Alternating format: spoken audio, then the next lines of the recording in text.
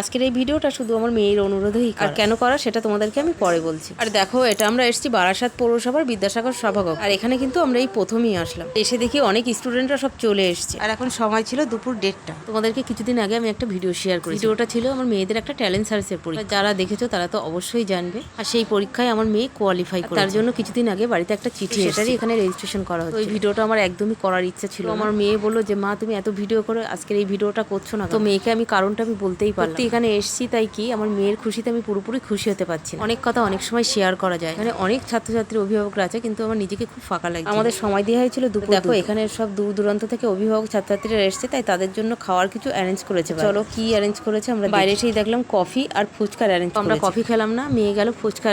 এখানে এসে তো আমার মাথায় হাত। ফুচকার এখানে এত ভিড় ছিল সেটা কি বলবো। আমার মেয়ে তো ফুচকা না খেয়ে যাবে। তো আজকে বিদ্যাসাগর কক্ষে ওদের কি জন্য ডেকেছে আর এখান থেকে কি পেয়েছে সেটা দেখাবো আমি নেক্সট ভিডিওতে। আজকের ভিডিও এইটুকুই।